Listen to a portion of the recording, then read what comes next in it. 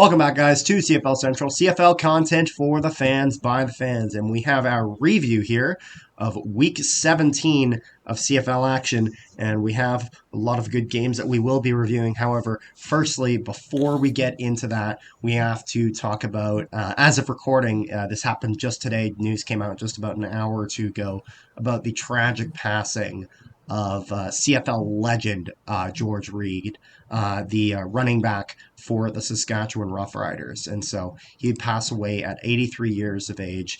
And we're talking about a CFL legend here. We're talking about a man with over 3,243 rushes for 16,116 rushing yards, which is just insane. He is a 9-time CFL All-Star. In 1965, won the CFL MOP.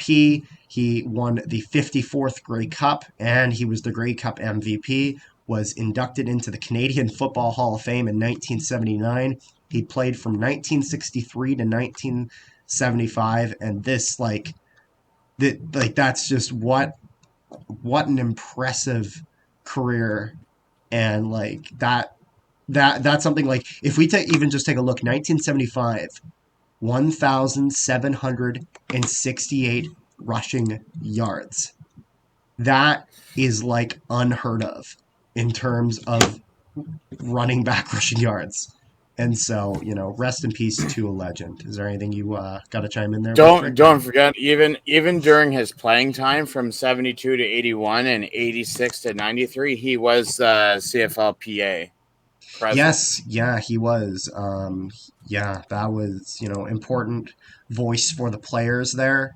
And it was, as of they had done this, I believe in 1979, George Reed was honored with now October 9th in Regina is George Reed Day. So a special day coming up there in Saskatchewan. But overall, the sad passing of a CFL legend, and we wish our condolences to the family, to the friends of George Reed, and just wanted to honor his legacy at the start of our video here. But going into this week of CFL action, so we had 4 games go on. Again, good games that went on, and we're going to start with the Toronto Argonauts being defeated in Winnipeg by the Winnipeg Blue Bombers. Now, one thing that is important to mention is that there were a decent amount that were resting here for the Argonauts. Chad Kelly famously did not play any of this game. Although I will say the only thing we did see this weekend of Chad Kelly was when they showed the onside punt that happened in one of the other games. Chad Kelly on Twitter responded with, "What the fuck is this?" Which we'll get to that. But just kind of a funny thing I saw there on Twitter, or X, as I should call it. But Toronto Argonauts fall by a score of 10, 31-21 victory for the Winnipeg Blue Bombers. Now, interesting thing here is the Winnipeg Blue Bombers sort of pulled the Winnipeg Blue Bombers in the sense of started out with a good, strong drive, and so AJ Ouellette would start this game for the Argonauts. However, he wouldn't finish it. They would pull him out after a bit, and overall, it was one of those things where I was very pleased with Oliveira's first rush down the field. I was very pleased with his game as a whole. We're talking about almost 170 rushing yards this game alone. So excellent performance by Brady Oliveira. He get that first rushing touchdown, and I wanted him to kind of show up AJ Ouellette a bit. AJ Ouellette would play well, though, in the time that he was in the game. Only had one rush.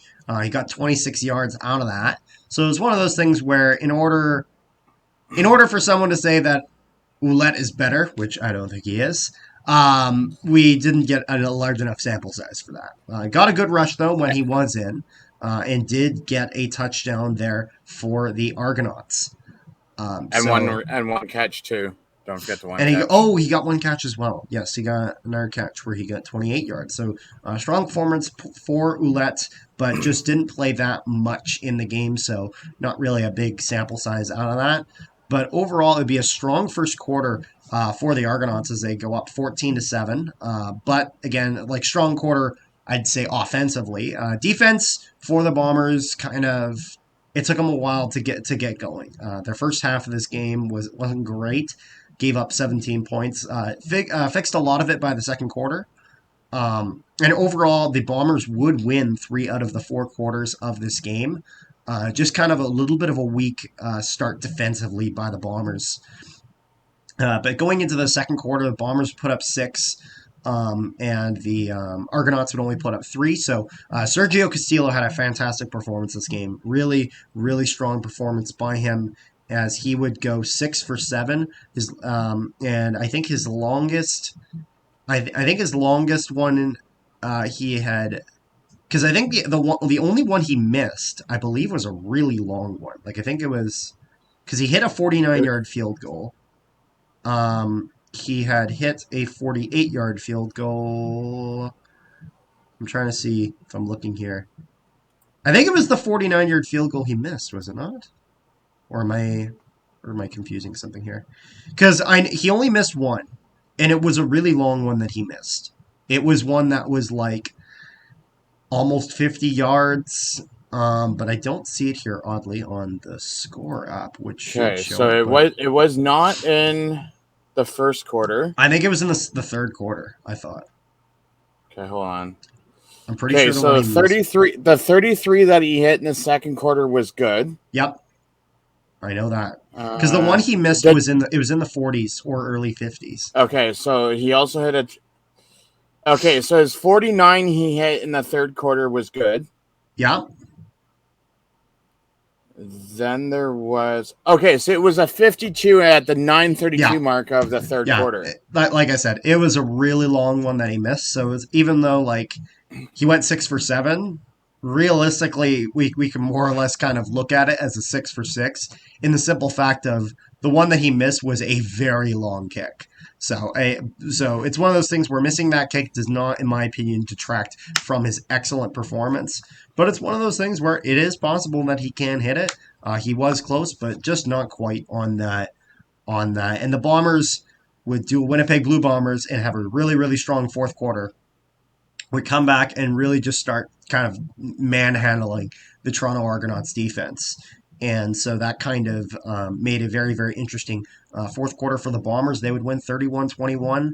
I think that the Bombers did very, very well in the second half of the game against the Argonauts. Obviously, they played better in the second quarter, but a little bit of a weak first quarter. So it's one of those things where even though the Argonauts were sitting some of their players, there still was a lot of starters that were in this game for the Argonauts. So overall, a good showing by the Bombers.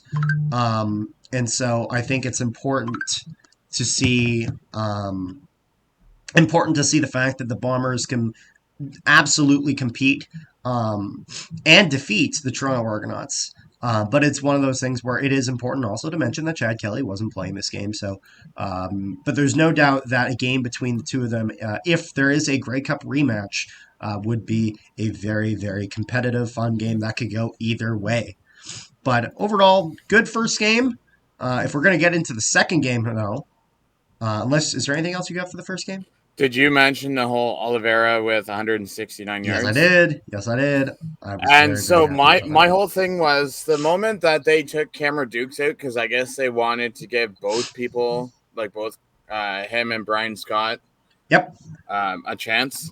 Yep. Depending on who you talk to from Argos Nation, some people said that Brian Scott lost them the game because he went 0-4, and that he didn't. No, he didn't.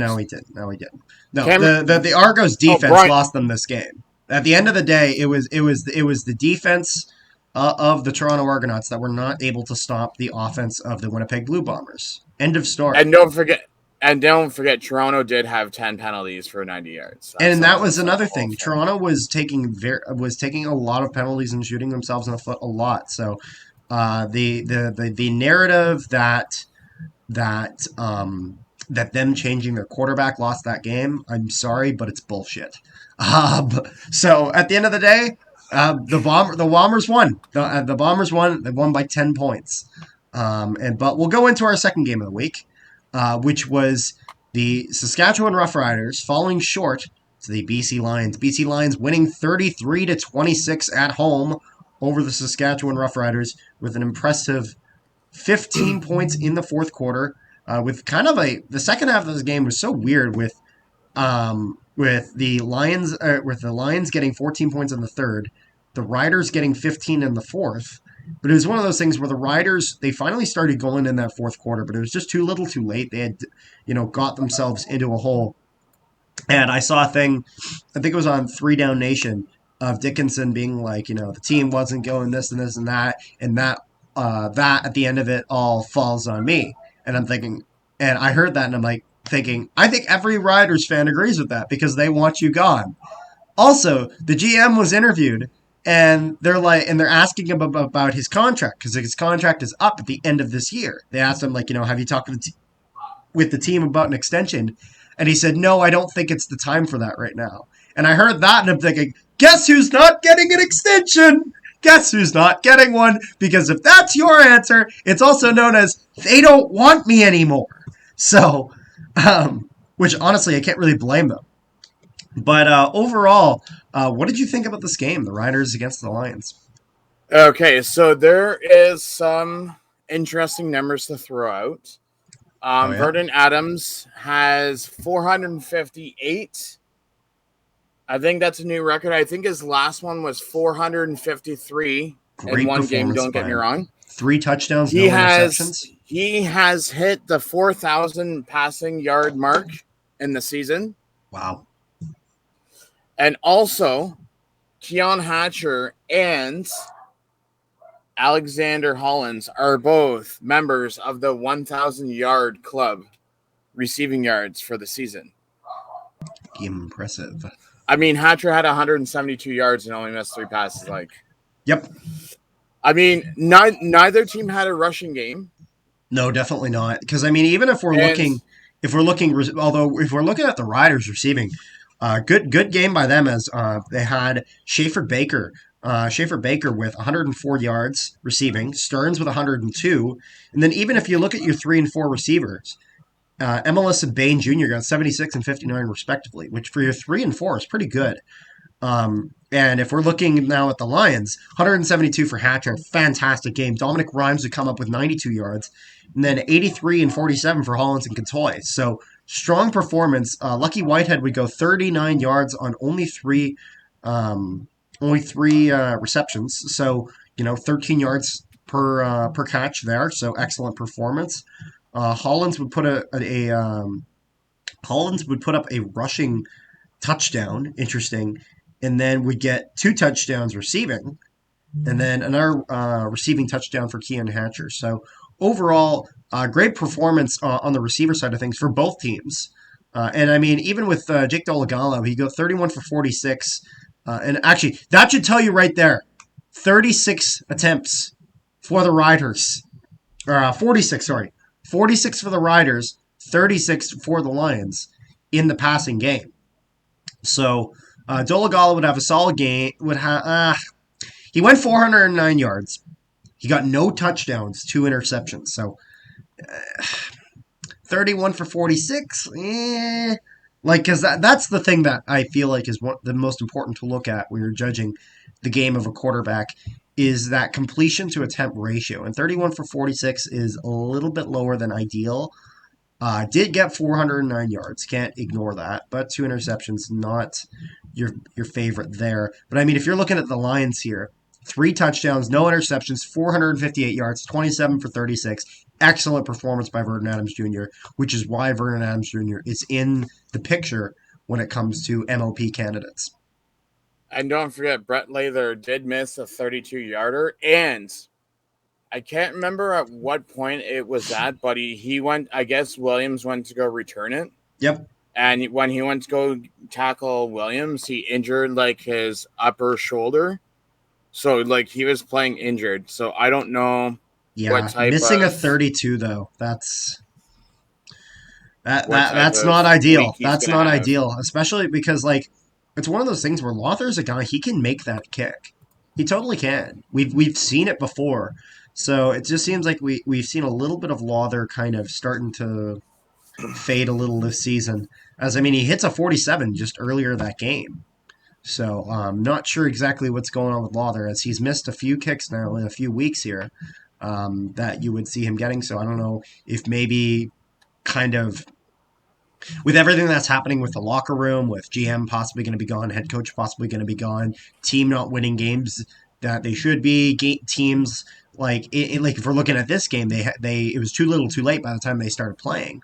So it's one of those things where I wonder if all that drama or that big fiasco and them not being able to kind of get the results they want is maybe having a little bit of an effect mentally on him and his kicking, because that's huge when we're talking about kickers, is that mentality. And I almost wonder if any of the hitch into the system of the team is affecting the kicker. But overall, a 33-26 victory for the BC Lions. And so that was it for our Friday night games. Saturday, we would start with the Alouettes defeating the Ottawa Redblacks by a score of 32-15. So overall, another win in the books for the Alouettes. And I got to say, I was watching this game, and I'm not going to lie, it was a little hard to watch when it came to the Redblacks. They just kept turning the damn ball over. So overall, what did you think of for this game? So I don't know. There's so many things that I want to pull out. First of all, the only reason why Montreal, let's call things where they may. The only reason why Montreal won was because of their defense. If their defense did not get those two, Sean Lemon got a touchdown. What a wild thing, eh?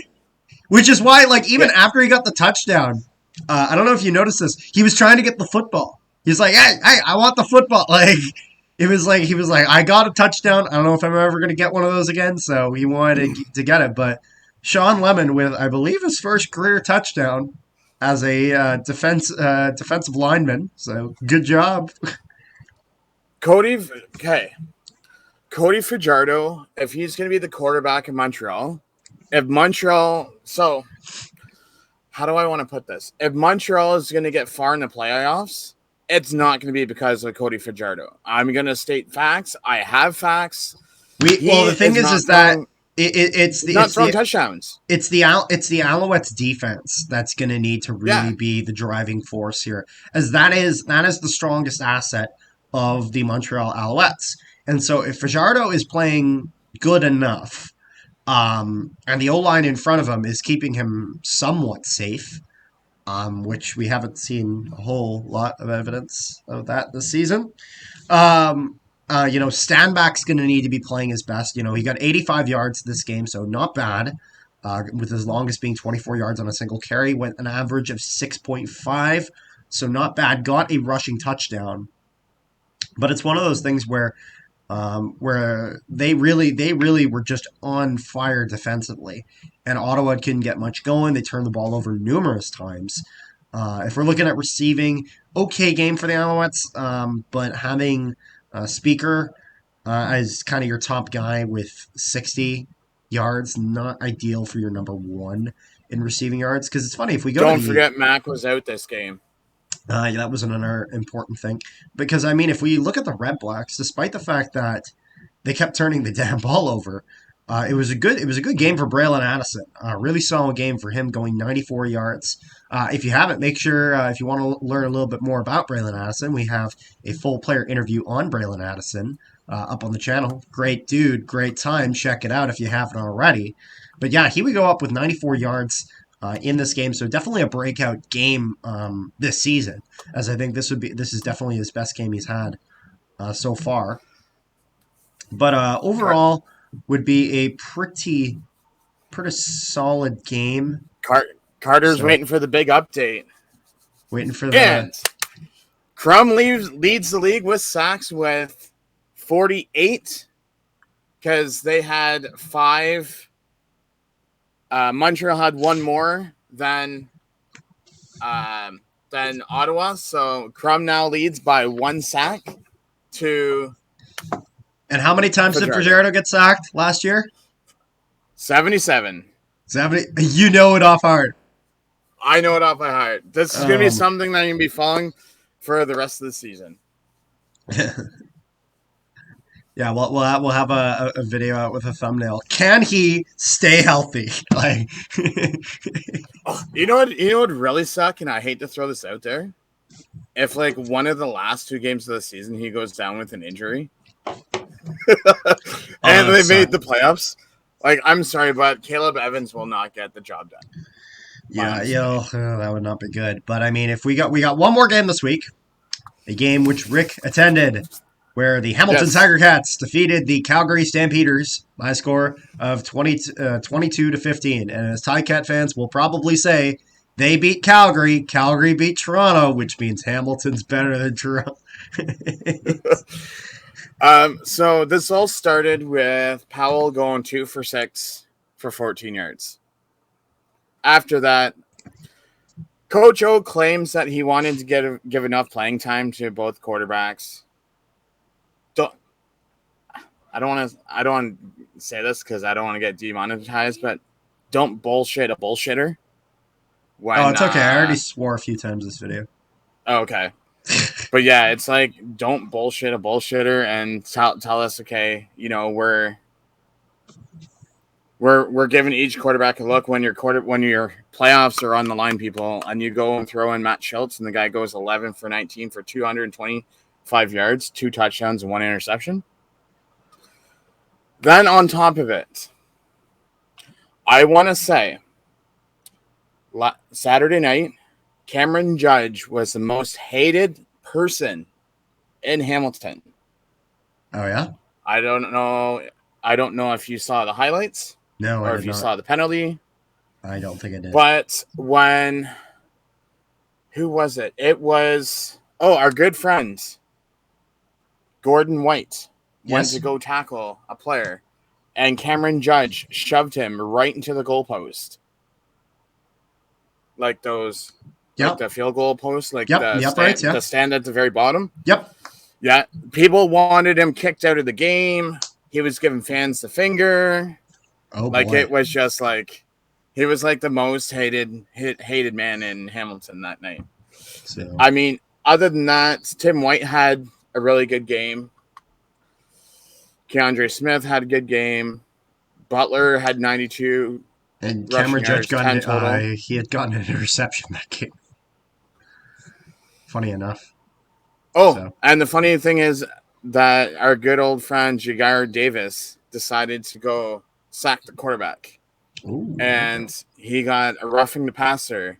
And then for some strange reason, he decided to blow the ref a kiss. Why, I don't know. But he did.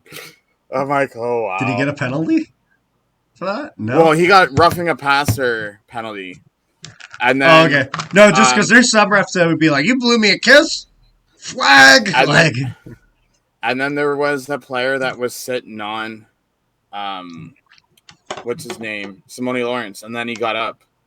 And then Simone Lawrence stepped on him. And then he's like hobbling away. I see. But I mean, overall, I'd say solid performance by the Ticats. Nice win that they did need. Jake Mayer would go 26 for 44. So it just seems like, you got Dietrich Mills, you got Kadeem Carey. There is apparently no faith in them to run the ball. Oh. But and Jamal Davis, congrats. Ticat debut, and the guy got a sack. There you go. And the Bomber, I can't really say legend because he wasn't a Bomber legend, but the guy that you guys threw to the streets. Mark Leggio. He went 3 for 3 on field goals, but decided to miss an extra point. Sounds about right. But did go 3 for 3, so good. So, solid performance by Leggio. Ideally want to hit the convert, but I mean, that kind of happens. But Tim White is now another member of the 1,000 Club for his second consecutive season. And I will say, as long as Jake Mayer is the quarterback of Calgary, they are not going to go anywhere. Yeah, Jake Mayer has had an off season, so Jake Mayer, realistically, you can give him about one more try. But the thing I would want to see before they necessarily kick Jake Mayer to the curb, get someone who can run the ball. If we decrease the workload from Jake Mayer, can he succeed in a lesser workload? In the sense of, if you're going to have him throwing the ball every single play, the entire game, there's very few quarterbacks that could ever succeed with that. Like, you need a guy who could run the ball, who you're going to run the ball with. Mm-hmm. And, maybe the fault is your running backs aren't able to run it. Maybe it's your offensive line is not able to open up those holes. Maybe it's your offensive coordinator who has guys who can run and is just not utilizing them. But it's one of those things where, like, you can't do 44 attempts a game. You can't. It's not sustainable for any quarterback. Mm-hmm. Like, there's going to be no quarterback that's going to have a great record when you're throwing the ball 44 times. It's not. Speaking from experience, when sustainable. When Powell tried to do that against Toronto last week, that did not work. Well, yeah, it's just too big a workload in the sense of like if we go to if we think of like hockey, I am a big fan of the Winnipeg Jets. Connor Hellebuck is a great goaltender, but if you play Connor Hellebuck like 80 out of 82 games, he's gonna get fucking tired. Like, it's one of those things.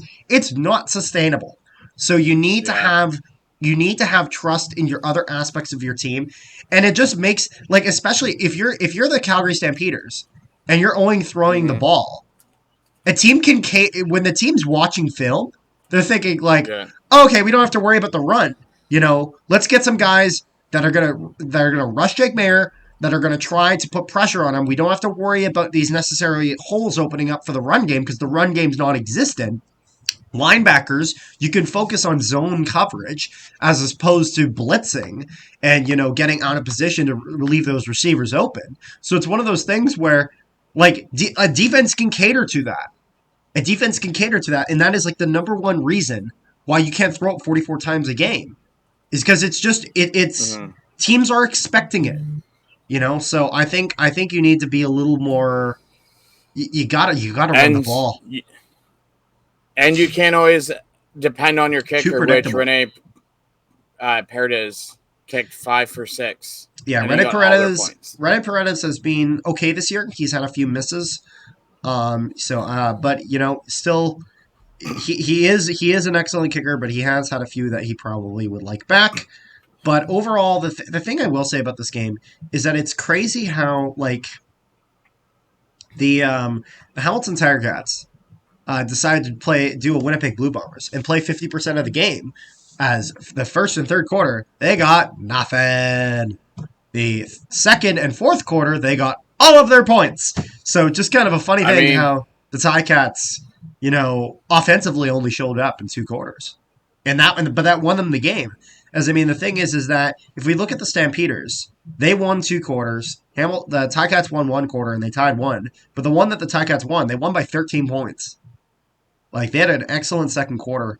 But it's one of those things where realistically, like, this entire game, like, Calgary was just putting up field goals. Like, so 2 things to announce and say. Yep. First off, it has now officially been announced that Green Day is performing the halftime show at the Grey Cup. Don't want to be American idiot. And then the other thing is, so no West team can now cross over to the East because all 3 East teams have now been clinched. So Toronto and Hamilton and Montreal will be representing the East. Yep. Also, with Saskatchewan losing, that still allows Ottawa to go for the crossover. And you know what the funny thing is? Is that Ottawa, Edmonton, and Calgary are all still in the running. Yes. Like, there's no team that has yet been eliminated from playoff contention, which means if the Elks pull it out of their ass, maybe, just maybe, but the Stamps have been on a slope. They've been having a rough time, and the Riders gonna have a bit more of a difficult game next week that they realistically might not come away with. But the Elks have a tough schedule too. So here's the thing: so Riders lose. If they lose against us next week, they play Calgary, Toronto. And that's it. Which they're only guaranteed which neither of those They're games not are guaranteed, but they're not beating Toronto. Toronto's. I mean, with the way that the season's gone, anyone can beat anyone.